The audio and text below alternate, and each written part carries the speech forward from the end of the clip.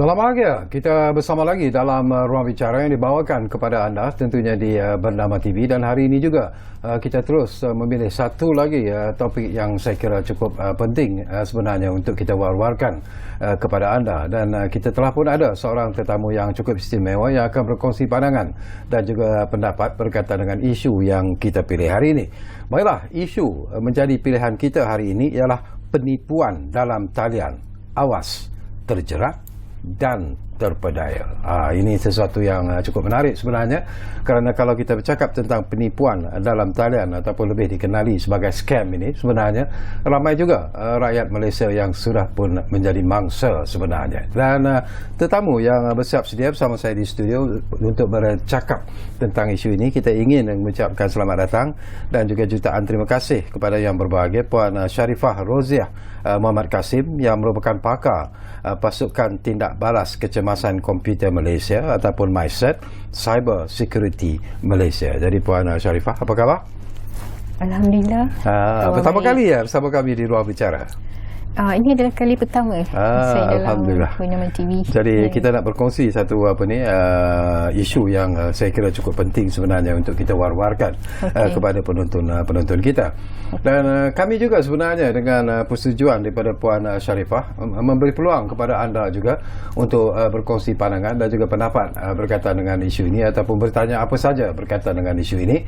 Jadi seperti biasalah, dua talian kami sediakan kepada anda di 03 2697 9767 dan juga 03 2697 9768. Baiklah, kadang-kadang ini satu isu yang bagi saya lah Puan cukup penting sebenarnya, dan kadang-kadang orang pun tak faham juga lah bila kita bercakap tentang scammer. Kadang-kadang mereka tak tahu perbezaannya dengan penipuan dalam talian ataupun dikenali sebagai online fraud ini. Puan, apa sebenarnya perbezaan yang ketara? Okey, pertama sekali saya ingin mengucapkan terima kasih kepada Bernama TV kerana menjemput Cyber Security Malaysia untuk berbicara dalam program ni. Puan kena kuat sikit suara. Okey.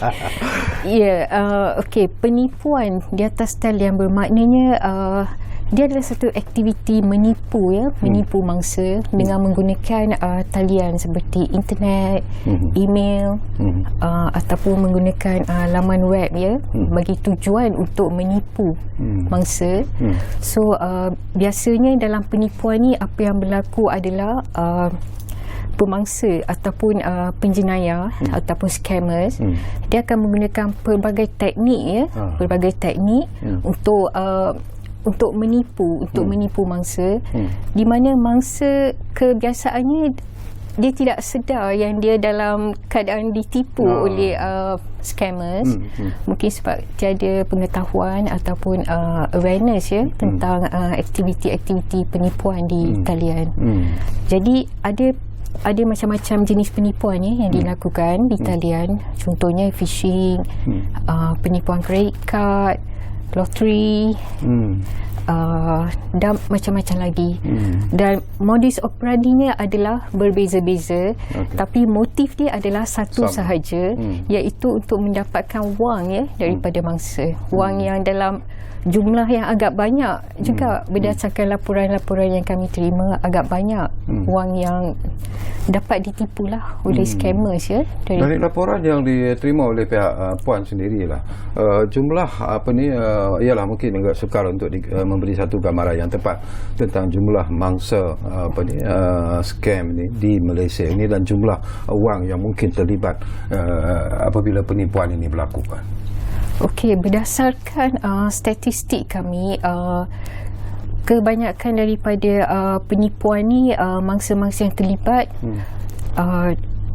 kalau contohnya kami ada sebanyak 8 kategori insiden insiden yang dilaporkan kepada pihak Cyber Security Malaysia, dan salah satunya adalah penipuan di talian. Jadi daripada jumlah 8 kategori insiden dilaporkan, kami boleh mengatakan lebih separuh daripada insiden yang dilaporkan adalah membabitkan penipuan di talian. So dari situ kita dah boleh bayangkan betapa ramai pengguna internet di Malaysia yang menjadi mangsa dalam sindiket penipuan di Malaysia. Selalunya apa taktik ataupun taktik ataupun teknik yang mereka gunakan sebenarnya Puan untuk mempengaruhi mangsa-mangsa mereka? Okey, teknik yang digunakan seperti yang kita tahu menggunakan talian. Okey, contoh ya dalam phishing attack ni, apa yang dilakukan adalah dia akan menghantar satu email ya. Dia akan hantar satu email yang nampak seolah-olah daripada bank ya. Contohnya daripada Maybank ataupun daripada CIMB Bank ya. Jadi mangsa sebab dia tak ada kesedaran ya tentang penipuan di internet. Jadi bila dia terima email yang kononnya daripada bank, dia akan menganggap email tu adalah email yang benar. So biasanya email tu message dia adalah untuk meminta mangsa menukar password dia, password internet banking dia. So dia akan bagi satu link satu pautan, satu web link. So bila mangsa klik link tu, so page ataupun muka surat web page yang akan pergi tu bukanlah web page Maybank ataupun CIMB Bank, tapi adalah page yang palsu ya. Page yang palsu ni adalah kepunyaan scammer. So whatever information ya, username, password yang kita enter dalam page yang palsu ni, maklumat ni semua akan pergi kepada scammer. So setelah mangsa dia enter username and password, akan keluar satu lagi page di mana page itu akan minta mangsa memberikan tag number. Sebab bila dia dah enter username and password, maklumat itu akan segera digunakan oleh attacker untuk masuk ke dalam akaun internet banking mangsa tu. Maknanya benda tu berlaku dalam masa yang singkat dengan secepat yang mungkin. Sebab everything online kan, so things moving very fast. So bila dia dah enter username and password dekat akaun sebenar mangsa, of course setiap transaction bank ni ada two factor authentication, di mana kena ada tag number. Kalau tak ada tag number memang tak boleh buat transaction. Ya, betul. Sebab tu page satu lagi yang akan mangsa nampak adalah page yang minta mangsa enter tag number. So mangsa akan dapat tag number dekat SMS dia. So tanpa dia sedar, dia akan enter tag number tu tanpa rasa was-was. Kenapa tiba-tiba saya dapat SMS kan? Dia takkan fikir benda-benda tu, dia akan terus enter that information. Sebab dia beranggapan the page yang dia nampak tu adalah daripada bank yang sebenarnya. Selain daripada apa yang Puan sebut ni, apa lagi teknik yang digunakan oleh mereka untuk menipu mangsa mereka? Okey, selain daripada tu, teknik yang digunakan dalam credit card transaction adalah di mana scammer ni dia akan ada maklumat credit card mangsa. Maklumat ni mungkin dia dapat daripada dark web ataupun mungkin dia beli dekat mana-mana laman web dark web. So maklumat tu dia dah ada. So dia akan dapatkan nombor telefon mangsa. So what happens is that dia akan hantar satu WhatsApp message dekat mangsa mengatakan saya telah tersilap daftar tag number ke nombor tuan. So minta tolong tuan bacakan tag number yang tuan dapat dekat your handphone. So that tag number, so macam mangsa dapat that tag number. So dia anggap tag number tu bukan dia yang minta daripada bank. So dia akan message balik dekat scammer mengatakan okay, saya dah dapat your tag number. So tag number adalah so and so. So that tag number akan digunakan oleh scammer untuk buat transaction. Sebab even credit card transaction, anything sekarang ni bank perlukan two factor authentication. Maknanya kena ada tag number.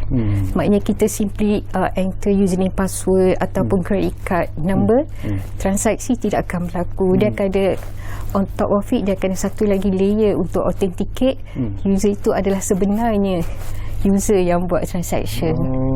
Baru ni berlaku juga kes Puan ini mungkin satu lagi taktik yang digunakan oleh scammer lah. Mereka akan menghubungi mangsa mereka mengatakan bahawa anda telah memenangi hadiah begini dan mereka kononnya telah pun memasukkan duit ke dalam akaun mangsa tersebut. Tetapi kemudiannya beberapa minit kemudian mereka menghantar semula mengatakan bahawa mereka tersalah hantar terlebih dan sebagainya. sebagainya, dan mereka meminta supaya mangsa ni memberikan nombor bank dan sebagainya, nombor akaun dan sebagainya. Dan macam mana benda ni boleh berlaku sebenarnya, Puan? Okey, setahu saya dalam sindiket lottery scam ataupun macam menang peraduan, setahu saya biasanya dia akan hantar satu link, maknanya untuk menang hadiah peraduan, maknanya dia kena masukkan certain amount of money untuk claim, untuk claim hadiah tu. So mangsa akan masukkan sejumlah wang ke dalam akaun scammers in order to claim that hadiah tu. Tapi sebenarnya benda tu takkan berlaku. Maknanya dia takkan dapat hadiah tu. Maknanya dia akan semakin giving that money sampailah mangsa akan sedar macam dia terlibat dalam satu sindiket penipuan loteri. Itu yang setahu yang kami pernah dapat lah, insiden-insiden melibatkan loteri scam. How far is true Puan, ini mungkin juga andaian lah. Dikatakan bahawa kadang-kadang disyaki juga bahawa pihak bank juga terlibat dalam memberikan laporan-laporan ataupun account number seseorang lah kepada kumpulan ataupun scammers ini. Tak tahulah sama ada itu pun betul atau hanya andaian saja, Puan, daripada kajian daripada pihak Puan sendiri. Okey, berkenaan soalan tu memang kami tak ada sebarang maklumat yang kata bank terlibat, mengatakan bank terlibat tu. Kami tak pernah lah dapat sebarang information on that, dan memang kami memang tak ada sebarang maklumat tentang tu. Kebiasaannya yang kami tahu adalah mangsa sendiri willingly akan memberikan maklumat-maklumat tersebut. Sebab dia dapat email ataupun dapat satu dalam message ke, so dia akan respon pada scammer. Contoh macam SMS ataupun macam WhatsApp, tanpa menyiasat siapa yang menghantar dia SMS, dia akan simply bagi tag number. And then macam email pun tanpa menyiasat betul ke email ni daripada bank, dia akan simply klik and dia akan enter username password. And satu lagi taktik yang biasa scammer menggunakan adalah dengan menghantar satu link di mana dalam link tu ada malware. So what happen adalah bila klik pada malware tu akan menjangkiti komputer kita, dan dia boleh dapatkan kita punya keystroke. Maknanya kita enter password semua tu, dia dah boleh ambil capture kita punya keystroke. That malware tu dia akan wujudkan satu macam connection dengan attacker yang berada di luar sana.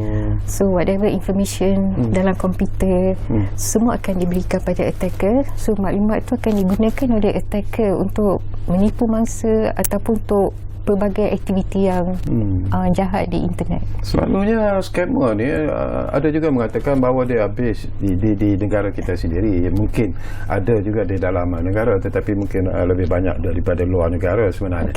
Tetapi daripada dalam negara sendiri, apakah pihak kita juga memberi perhatian sebenarnya, mengambil tindakan bila ada laporan dan sebagainya? Apakah itu juga sesuatu yang serius yang perlu diberi perhatian oleh rakyat khususnya?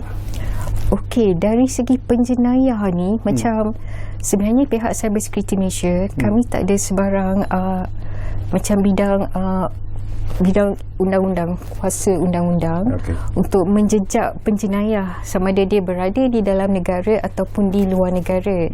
Tapi berdasarkan maklumat teknikal yang kami dapat melalui laporan-laporan insiden ni, so kita akan nampak alamat IP address. Maknanya setiap kali user hantar macam email ataupun website website yang hosting the phishing page tu, bila kami tengok laman tu hosting dia kebiasaannya adalah di luar negara. So maknanya maklumat teknikal yang menunjukkan origin of the scammer ni kebiasaannya adalah di luar negara. So jadi kami tak ada maklumat sama ada jenayah itu adalah based di Malaysia atau bukan. Mungkin pihak PDRM ada information tu. So, sebab kami tidak terlibat untuk menjejaki penjenayah secara fizikal. Kami banyak terlibat dalam menjejaki penjenayah secara teknikal. Maknanya maklumat IP address. Contoh ada phishing website yang digunakan oleh penjenayah untuk menipu mangsa.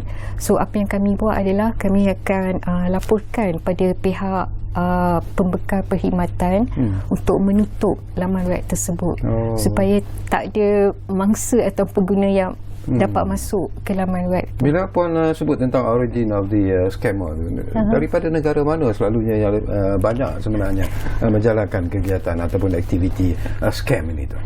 Okey, sebab internet ni dia borderless, so maknanya kita tak tahu exactly lokasi scammer ni.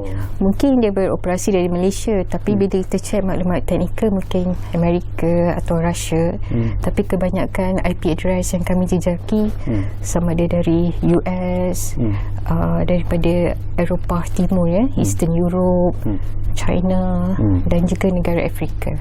Macam kes ialah kita tahu PDRM juga sentiasa mengambil tindakan proaktif dalam usaha untuk mengatasi masalah ini sebenarnya, Puan. Yes. Kadang-kadang mereka buat penangkapan di sesuatu lokasi, satu group of ialah kita tak panggil dia orang scammers, mungkin pekerja-pekerja yang dibawa masuk dari China dan sebagainya. Apakah ini juga yang masih lagi berleluasa berlaku di negara kita, Puan? Daripada pengalaman Puan sendiri. Ya, dia masih lagi berleluasa. Maknanya mungkin dia dah turun. Mungkin dia macam ada season, mungkin seasonal. Tapi buat masa ni yang mungkin yang Tuan maksudkan Macau scam. Macau scam. Tapi buat masa ni kami dah kurang menerima laporannya. Tapi di pihak PDRM kami tak tahu sekiranya laporan mereka mengatakan benda tu semakin meningkat. Tapi on our side dia macam dah slow down sikit. Cuma macam phishing dia masih tahap yang tinggi lah. Selalunya kenapa kita mudah terpengaruh dengan scammer ni sebenarnya, Puan? Apa taktik yang mereka gunakan untuk memujuk kita supaya memberi reaksi kepada apa yang mereka mahu? Okey, mungkin salah satu taktik yang digunakan ni contohlah macam phishing kan. Mungkin dia dah buat kajian, dan dia dapat tahu awareness security awareness di kalangan pengguna internet di Malaysia adalah rendah. So mungkinlah sebab scammers ni dia pun bukan simply serbu and menipu orang. Dia pun akan buat dia macam background research, kajian semua kan sebelum dia target mangsa kan. So kemungkinan dia dah buat some kind of research and mungkin dia dapat tahu mungkin pengguna di Malaysia mungkin tahap awareness dia mungkin kurang bagi dia lah, mungkin dari berdasarkan kajian dia. And satu lagi mungkin dia dapat tahu pengguna internet di Malaysia ni banyak bersosial media. And bila banyak bersosial media dia banyak share information, maklumat semua kan. So mungkin dia akan ambil maklumat tu and salah satu daripada atribut yang diguna untuk menipu mangsa. And then satu lagi macam contoh love scam Love scam ni itulah dia mangsa dia kebanyakannya adalah perempuan. So satu lagi dia guna macam ayat dia cantik-cantik lah, ayat yang berbunga-bunga untuk menarik perhatian wanita kan, so that wanita akan tertarik pada dia. And satu lagi dia akan menggunakan dalam yang isu love scam ni, so dia akan gunakan gambar, mungkin gambar orang lain bukan muka dia. So macam mungkin dia tahu macam wanita Malaysia, mungkin dia tertarik nampak macam wajah yang ni. So mungkin salah satu taktik dia untuk menarik mangsa macam contoh love scam kan. So mungkin dia akan gunakan taktik ayat-ayat yang berbunga, gambar-gambar yang menarik untuk menarik perhatian.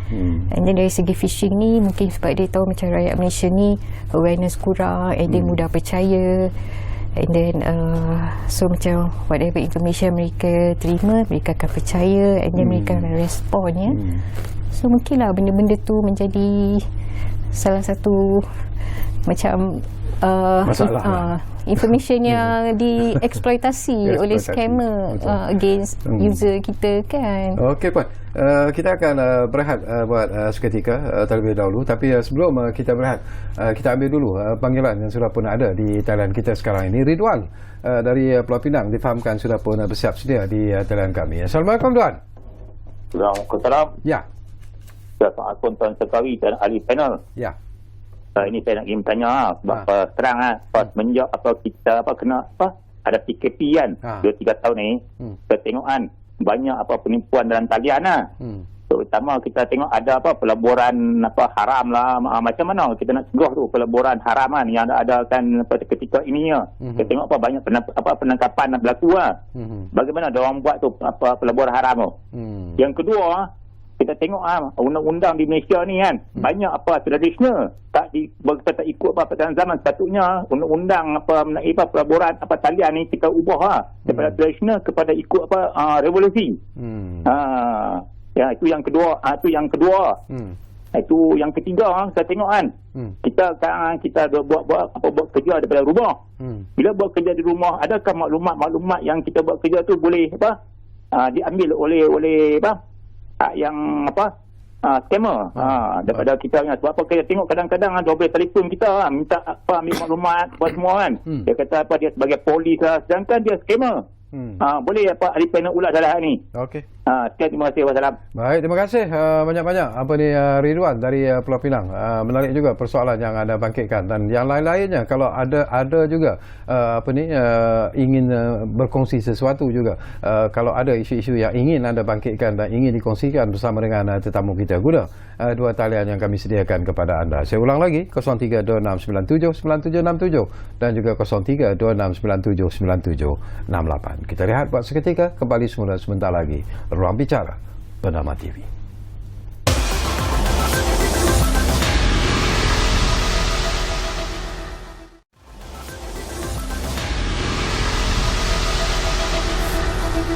Baiklah, kita kembali semula ke Ruang Bicara ini. Masih lagi bercakap tentang penipuan dalam talian. Awas terjerat dan terpedaya. Baik, tadi ada persoalan yang dibangkitkan oleh Ridwan dari Pulau Pinang. Mungkin Puan boleh respon terlebih dahulu kepada apa yang dibangkitkan oleh Ridwan. Yang pertama ialah tentang pelaburan haram. Ini pun juga dikatakan ramai yang menjadi mangsa. Apa sebenarnya yang boleh dilakukan? Okey, terima kasih pada Cik Ridwan yang bertanyakan soalan ni. Okey, bagi pelaburan di talian ni, actually pelaburan di talian ni dia fall under ban negara Malaysia sebab ban negara Malaysia dia ada undang-undang untuk mengawal pelaburan-pelaburan yang boleh dijalankan di negara Malaysia. So saya syorkan pengguna internet sekiranya hendak melakukan sebarang pelaburan di internet untuk rujuk di laman web ban negara www.bnm.gov.my. Sebab dalam laman web ban negara dia ada senaraikan senarai laman-laman web ataupun senarai pelaburan yang sah di mana pengguna internet boleh melakukan pelaburan di skim-skim pelaburan ni. Jadi sebarang pelaburan yang pengguna internet terima dari through email ke atau phone call yang meminta pengguna internet untuk melabur wang mereka, sila rujuk pada laman web Bank Negara Malaysia dulu. Sekiranya skim pelaburan tu tidak tersenarai dalam laman web Bank Negara Malaysia, kami nasihatkan supaya tidak melakukan sebarang transaksi. Cuba jauhkan diri daripada skim-skim tersebut. Okey, nanti kita akan menjawab lagi dua lagi persoalan yang dibangkitkan oleh Ridwan, tapi terlebih dahulu kita ambil satu lagi panggilan yang sudah pun ada di talian kita. Datuk Gulam dari Sabah sudah pun bersiap sedia sekarang ini. Assalamualaikum, Datuk. Assalamualaikum, Kawi. Ya. Selamat Hari Raya Idul Adha. Selamat Hari Raya Adha. Silakan, Datuk. Kepada panel yang budiman, saya ingat dia ada orang di belakangnya. Okey. Saya tunggu dengan orang-orang bank. Mustahil lah kan. Kadang-kadang akaun kita dia boleh trace, dia boleh tahu di mana. Ada orang-orang bank yang memberitahu, yang bersangkut dengan dia orang, dan ada orang di atas yang melindungi mereka ini. Okey. Takkanlah mereka ini tidak pernah jerak sedar. Walaupun mereka ini ditangkaplah di rutan di apa semua, masih lagi wujud. Okey. So cadangan saya, orang yang mereka di belakang dia ini ataupun pihak-pihak bank ini yang harus dibantas, harus dibagi pendedahan, harus dibagi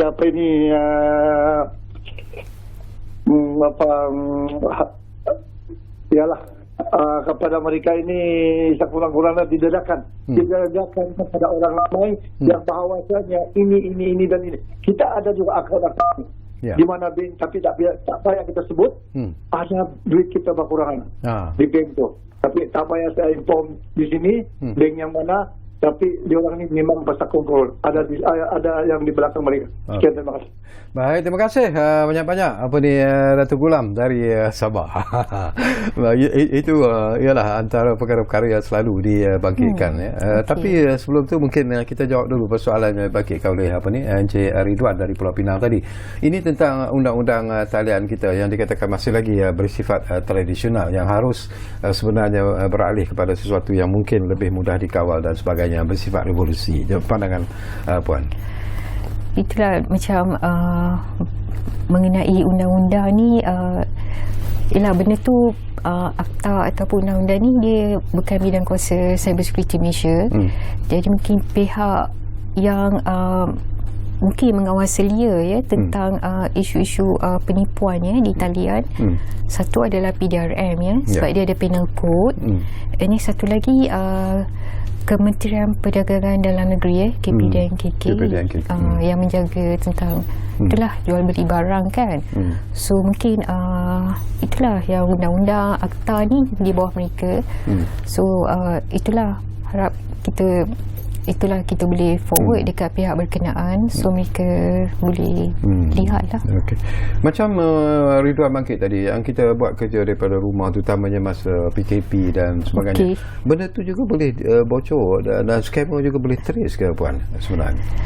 Ya, okey. Masa PKP berdasarkan laporan insiden memang kami nampak ada sedikit kenaikan lah insidennya semasa PKP.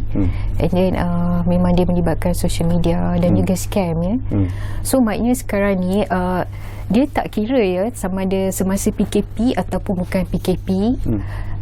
Siapa-siapa ada potensi untuk menjadi mangsa dalam aktiviti scam ni sekiranya kita tak ada awareness dan juga langkah-langkah macam mana nak prevent untuk menjadi mangsa dalam scam.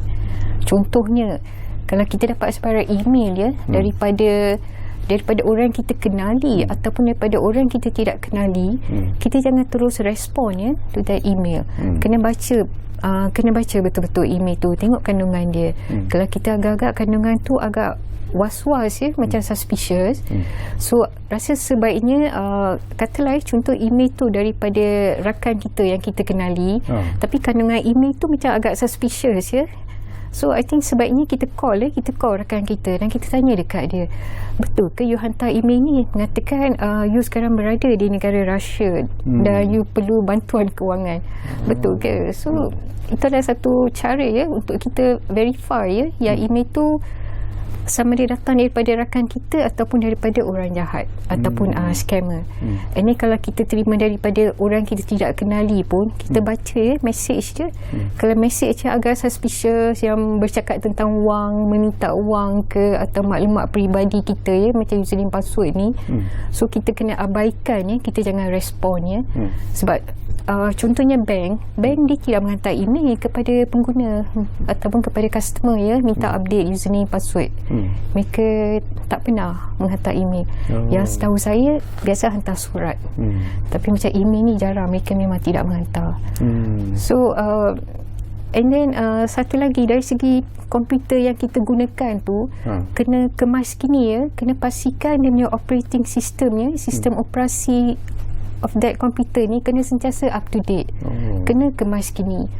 So and then whatever software contoh antivirus software perlu ada, memang kena ada. And then kalau ada pun kena up to date. Kita tengok tarikh antivirus software tu, kita boleh klik check dekat property, tengok tarikh dia, adakah tarikh dia menunjukkan tarikh terkini hari ni ataupun tarikh 2 tahun lepas.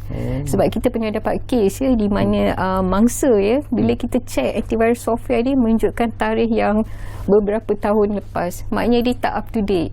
So bila antivirus software tak up to date, dia tak dapat mengesan dan prevent virus-virus yang terkini yang cuba hendak masuk ke dalam komputer kita.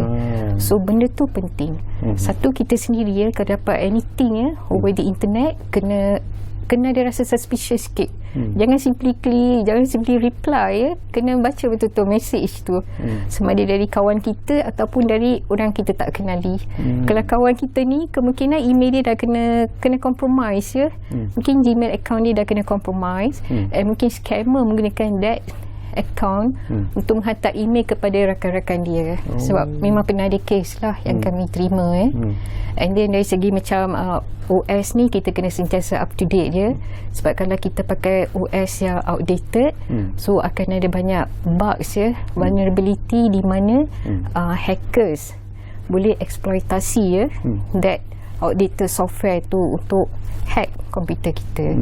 And then macam antivirus software, firewall, semua tu kena ada sentiasa up to date. Maknanya kita kena invest sikit lah duit dia untuk membeli all those software. Sebab sedikit investment yang kita buat ni akan save lots of money kita Kalau tak, sebab dalam kes-kes ni terdapat ni phishing and all that ni, kehilangan duit tu agak banyak, bukan setakat hilang RM10, RM20. It's quite big amount lah. Beratus ribu. Bila you sebut tentang kehilangan duit ini, kalaulah sesuatu kes itu dapat ditrace lah, misalnya memang berlaku scam, memang ditipu dan sebagainya, boleh, it's impossible lah kot nak dapat balik duit yang telah pun kita berikan kepada scammer ni. Itulah macam contoh macam Cyber Security Malaysia, kami bukan dalam position untuk bantu mangsa untuk refund balik duit tu memang tak ada, yang tu di luar bidang kuasa kami. So apa yang mangsa boleh buat, membuat laporan polis, lepas tu polis akan buat siasatan, and then sekiranya duit tu dapat recover balik duit tu daripada scammer, so duit tu akan diberi kepada mangsa. Tapi telah saya tak pasti sejauh mana benda tu berlaku dan sejauh mana duit tu boleh di-recover balik. Sebab benda-benda berlaku di internet je, so dia macam sangat cepat duit tu transfer kepada beberapa pihak So even macam bank pun sekiranya wang tu masih lagi floating, kalau dia sempat dia ambil duit tu, dia dapat block that transaction. Tapi kalau duit tu tak floating, dah selamat pergi ke pihak penjenayah, so memang agak mustahil lah untuk dapat balik duit tu. Macam cyber security Malaysia sendirilah, apa langkah-langkah yang diambil lah, selain macam Puan keep on repeating, yang penting ialah kesedaran daripada rakyat sendirilah. Tetapi selain daripada itu, apa lagi yang dilakukan oleh Cyber Security Malaysia bagi menjamin bahawa scam ini tidak berleluasa dan dapat dikawal sebenarnya? Okey, satu yang kami ada adalah contoh kita ada pusat laporan Cyber 999, di mana sebarang insiden penipuan ataupun scam ni boleh dilaporkan kepada Cyber 999 ke Cyber Security Malaysia. Contoh saya sendiri pernah handle satu insiden di mana pernah ada sekali tu ada seorang call pagi-pagi dia call, dia mengatakan dia perasan duit dia macam ada orang dah buat unauthorized transaction. So saya nasihatkan dia at that moment, cuba you call your bank immediately, call sekarang. So dia sempat call, dia letak phone, lepas tu dia call bank, duit tu masih floating. So bank sempat and then mangsa tu call saya balik, dia cakap terima kasih puan kerana pihak cyber security telah memberi nasihat dia cepat dia. So saya pun dengan cepat saya call bank and duit tu sempat stop lah, di block daripada pergi ke pihak penjenayah. Sebab tu kita nasihatkan kalau dapati anything suspicious dalam transaction kita, segera laporkan sama ada ke Cyber Security Malaysia ataupun boleh terus kepada bank. Ataupun boleh buat laporan polis juga. And then satu lagi yang kami buat adalah awareness kita ada satu program yang dipanggil Cyber Safe di mana kita akan pergi serata Malaysia lah, kita akan buat macam program tentang kesedaran internet. Maknanya kita akan educate kita educate public, termasuk semua sekolah, normal internet user, ataupun kita pergi ke agensi-agensi kerajaan, kita akan educate public and also the employees tentang kesedaran keselamatan komputer. kita juga ada staff yang macam memberi ceramah tentang keselamatan komputer. So maknanya memang Cyber Security Malaysia memang ada satu department ya, satu bahagian yang khusus untuk membuat acara-acara awareness kepada public tentang insiden-insiden yang banyak berlaku.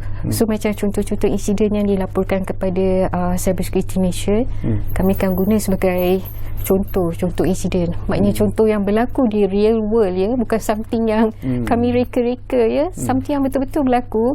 So macam bila kami bagi ceramah ke atau talk, kita share. Macam saya banyak juga bagi talk.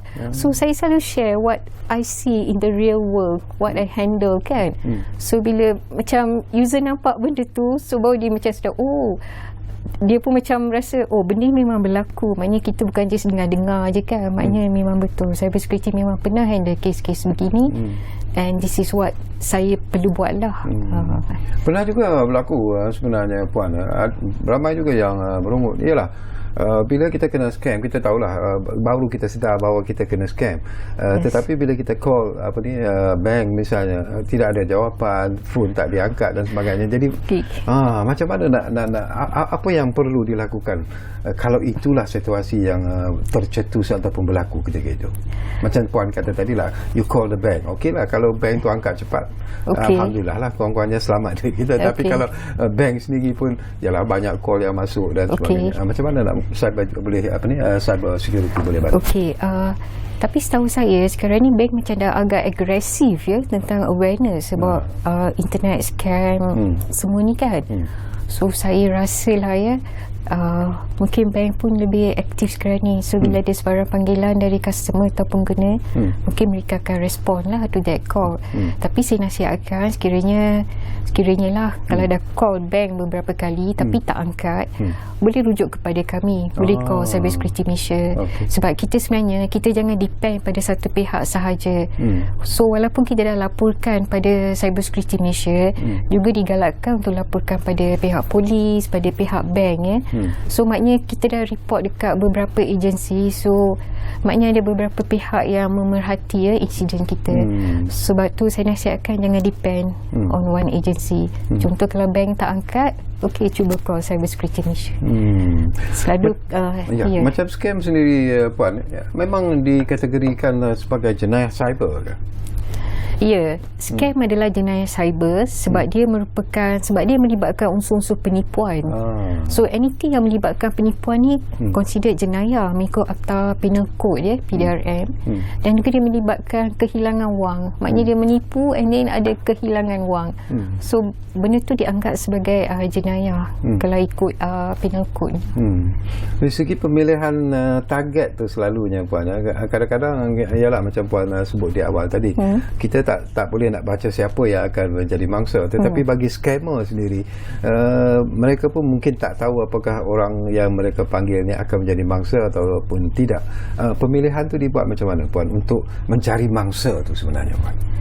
Apakah mereka tahu karakter orang itu ataupun mereka tahu latar belakang orang itu ataupun macam mana? Dia untuk mencari mangsa ni, sebenarnya scammer ni dia ada motif dia. Motif dia adalah duit. So dia akan cari mangsa yang boleh generate sebanyak mana wang yang dia boleh dapat. So contoh ya, dari segi love scam ya. Love scam ni dia memang target wanita. Wanita pun yang dah nak pencen. Sebab dia tahu kalau wanita yang macam mungkin dah hampir pencen, mungkin ada banyak duit dia, mungkin bagi dalam anggapan dia ya, compare dengan wanita yang baru mula bekerja kan. So mungkin dia beranggapan kalau saya target wanita yang dah pencen ni, mungkin saya akan dapat lebih banyak pulangan compare dengan wanita yang baru start bekerja. And then satu lagi, dia akan buat background check and maklumat semua banyak dia boleh dapat daripada social media. So maklumat-maklumat yang dia dapat daripada social media ya. Contoh kalau walaupun kita macam dah pencen tapi kita tak reveal ya information mengenai kita, banyak mana duit kita dah pencen, kita tengah hidup senang lena, tengah bercuti and all that. Kalau kita tak reveal semua maklumat tu dekat social media, so mungkin scammer tak ada information tu untuk target lah mangsa. Bila Puan sebut tentang bagaimana mereka mencari mangsa, Puan menyebut tentang dia tahu berapa banyak mangsa ni ada duit dan sebagainya. Kembali kepada persoalan yang dibangkitkan oleh Datuk Gulam dari Sabah tadi, apakah itu kemungkinan berlaku pihak bank juga terlibat? Yalah, bukan kita nak menuduh, tidak. Ini mungkin andaian yang dimainkan di luar sana. Mungkin ada pihak bank yang memberitahu kepada scammer ni, so and so ni dia banyak duit ni, dalam bank ada berapa ratus ribu sekarang ni, why do you target him or her? Boleh berlaku tak benda-benda macam tu sebenarnya Puan, secara ikhlasnya lah?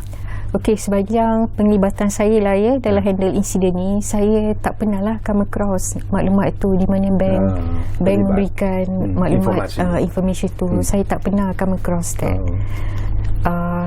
Itulah daripada pengalaman kami memang tak ada macam nak mengatakan ada staff bank yang terlibat ataupun berkomplot dengan penjenayah. Kita tak ada maklumat tu. Okey, kita berehat buat kali terakhir Puan. Kembali nanti, tak banyak lagi masa yang tinggal, tapi ada lagi mungkin persoalan-persoalan yang sempat saya kongsikan bersama dengan tetamu kita, Puan Sharifah Roziah Muhammad Kasim, iaitu pakar pasukan tindak balas kecemasan komputer Malaysia ataupun MySet di Cyber Security Malaysia. Kita jumpa lagi selepas ini.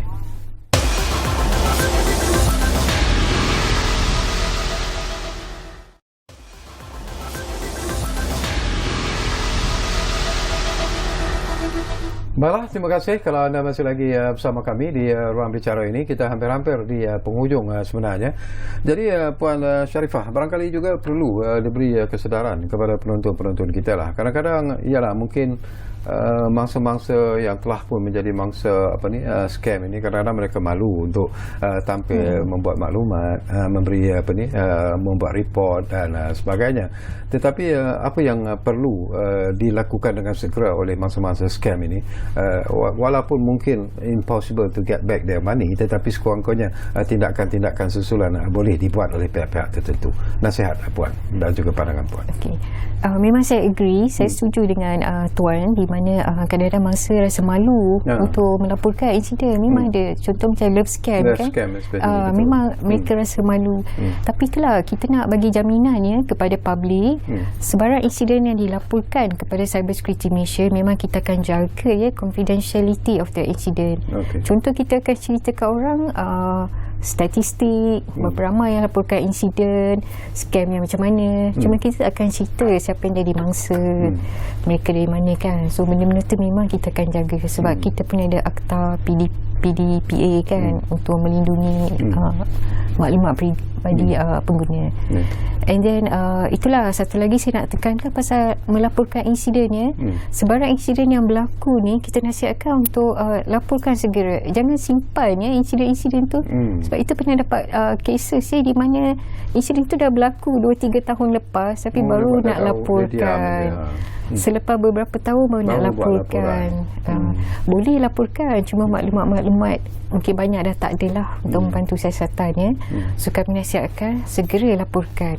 So mungkin macam staff yang bekerja di sebarang organisasi, mungkin boleh laporkan terus kepada bahagian IT sekiranya dia dapat suspicious email ataupun sebarang laman web yang agak dicurigai, boleh laporkan kepada bahagian IT untuk minta bantuan nasihat.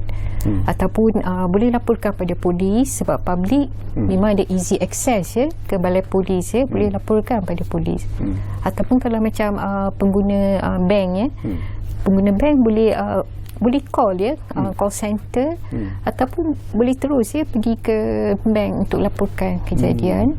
Ataupun satu lagi boleh laporkan kepada kami Cyber Security Malaysia.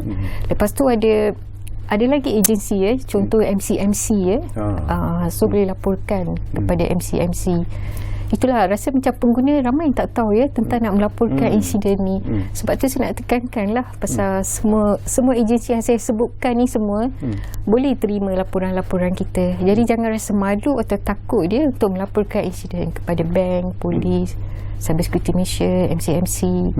Kalau staf kerajaan, mungkin dia boleh laporkan pada NACSA MKN, which is agensi di bawah kerajaannya. So maknanya kita ada banyak agensi yang boleh menerima laporan daripada pengguna. Selalunya Puan, ini pun kebiasaan apabila tadi pun Puan sebut kita kadang-kadang menerima panggilan-panggilan daripada nombor-nombor yang tidak kita ketahui siapa dan sebagainya, dan kadang-kadang kalau saya tak angkat lah kalau saya tak tahu siapa yang call. Apakah panggilan-panggilan tersebut juga boleh dirujuk kepada cyber security misalnya untuk mengetahui siapa sebenarnya yang membuat panggilan tersebut? Okey, kalau dari segi panggilan panggilan telefon ni agensi yang sebaik-baiknya untuk pengguna internet laporkan adalah MCMC Suruhanjaya Komunikasi Malaysia Tapi sekiranya pengguna internet nak laporkan ke Cyber Security Malaysia pun boleh. Apa yang kami akan buat adalah kami akan escalate kepada MCMC. So from there MCMC akan communicate direct dengan mangsa. So ada dua cara. Satu, direct report dekat MCMC. Website dia www.cmc.gov.my.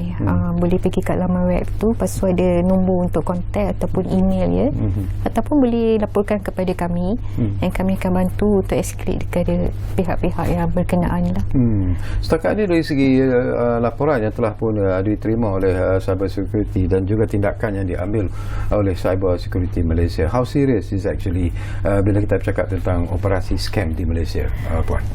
Okey, itulah saya boleh katakan agak serius jugalah di Malaysia sebab yang daripada 8 jenis insiden yang dilaporkan kepada Cyber Security Malaysia, rasa separuh lebih separuh dari insiden itu adalah melibatkan scam penipuan di talian. So macam dari sini kita dah boleh nampak benda tu macam agak serius. Yang dekat kami pun hanyalah yang dilaporkan sahaja So kita tak tahu, mungkin yang tak dilaporkan mungkin lagi banyak kan. Sebab itu kita galakkan orang ramai untuk laporkan insiden supaya kita dapat tahu the actual situation di Malaysia. Sebab kami hanya capture yang dilaporkan kepada kami. Tadi Puan sebut tentang 8 kategori, tapi di awal tadi Puan sebut hanya 2 yang dikatakan serius. Mungkin yang lain-lain tu mungkin kita boleh kongsi bersama Puan dengan untuk pengetahuan penonton. Kategori insiden lain yang public boleh report dekat kami adalah social media. Kita ada laporan social media juga. Kita ada intrusion lebih kepada pencerobohan ini kita ada denial of service. Kita ada intrusion attempt di mana percubaan untuk menceroboh sesuatu sistem atau network. And then kita ada malware, kod berbahaya. Maknanya sekiranya komputer dijangkiti dengan malware, ransomware, boleh dilaporkan kepada kami. Dan juga spam. Kalau terima spam email juga boleh dilaporkan kepada kami. Okey. Setakat inilah apakah Cyber Security Malaysia berpuas hati sebenarnya, walaupun telah ada pelbagai program yang dilaksanakan oleh Cyber Security, tetapi respon dan juga sambutan dan juga kefahaman daripada masyarakat, daripada rakyat Malaysia secara keseluruhan, apakah Puan berpuas hati ataupun masih lagi ada loopholes yang perlu diperbetulkan ataupun dilihat secara serius, Puan? Okey, itulah bagi saya insiden scam ni masih berleluasa masih berlaku, menunjukkan masih ada rakyat Malaysia yang masih menjadi mangsa kepada sindiket penipuan So macam tapi yang satu yang kami nampak ni kefahaman untuk melaporkan insiden tu macam nampak ada sedikit peningkatan lah. Maknanya nampak ramai dah sedar untuk melaporkan insiden ni, walaupun itulah kesedaran untuk tidak mengklik pada sebarang mesej tu mungkin agak kurang, tapi at least mereka dah ada kesedaran untuk melaporkan kepada pihak-pihak yang berkenaan.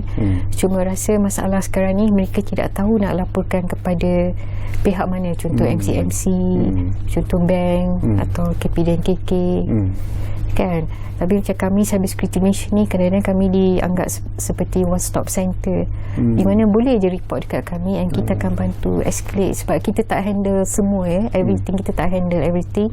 kita boleh bantu terima. Mana yang kita boleh handle, kita akan buat. Mana yang tak fall under kita punya jurisdiction, kita akan escalate lah kepada pihak-pihak lain. Okey, kita tinggal lebih kurang 2 ataupun 3 minit saja lagi. Hampir-hampir di penghujung sebenarnya. Jadi apa lagi yang ingin Puan sampaikan, dan apa juga perancangan yang ada kepada Cyber Security Malaysia, khususnya dalam usaha untuk meningkatkan kesedaran rakyat Malaysia tentang scam ini? Ya. Okey, itulah saya ingin nasihatkan pada pengguna internet di Malaysia supaya sentiasa berwaspada dan berhati-hati bila membuat sebarang transaction di internet dia. So macam sekiranya terima sebarang email ke sebarang message jangan simply klik ataupun jangan simply respond to that email ataupun message. Kena baca hati-hati dan pastikan email ataupun message tu adalah sesuatu yang sah dan sesuatu yang selamat untuk direspon. Dan juga bila berada di social media ni, jangan share everything kena kurangkan share tu, kurangkan share, jangan reveal everything sebab scammer ni memang berada everywhere dia memang target potential victims so apa-apa yang kita share ni scammer pun ada access, so takut dia menggunakan maklumat yang kita share kita share untuk niat yang baik kepada pihak lain yang mengambil kesempatannya and dia guna untuk mengeksploitasi mangsa-mangsa internet di Malaysia. Dan sekiranya menjadi mangsa internet ni scam ke, laporkan segera kepada itulah yang saya sebut tadi sama ada pihak bank secara direct, Cyber Security Malaysia ataupun PDRM so kena laporkan, jangan simpan insiden tu, kena minta bantuan nasihat. Okey, itu saja Puan. Terima kasih banyak-banyak sebenarnya kepada Puan Sharifah Roziah Muhammad Kasim kerana sudi bersama kami di ruang bicara ini, dan kita mengharapkan dengan apa yang disebut oleh Puan Sharifah ini sekurang-kurangnya akan menyuntik kesedaran kepada rakyat Malaysia, kerana kita tahu bahawa untuk menghapuskan aktiviti scam dan scammers ini bukanlah mudah sebenarnya. Ia akan terus berlaku, tetapi terpulanglah kepada diri kita sendiri untuk meletakkan perisai di keliling kita supaya kita tidak menjadi mangsa kepada scammer ini, kerana ini merupakan sesuatu yang cukup serius sebenarnya. Kita pun terbaca bagaimana ada yang kehilangan beratus ribu ringgit dan sebagainya, dan akhirnya mereka terpaksa menghadapi situasi ini tanpa sokongan daripada mana pihak. Jadi terpulanglah kepada anda sendiri untuk mengambil segala tindakan yang diperlukan seperti apa yang disebut oleh Puan Sharifah. Jadi terima kasih kepada anda yang menumpukan perhatian bersama kami di ruang bicara ini, dan seperti yang selalu kami janjikan kepada anda, ruang bicara akan terus berbicara bersama anda dari masa ke semasa. Kita jumpa lagi.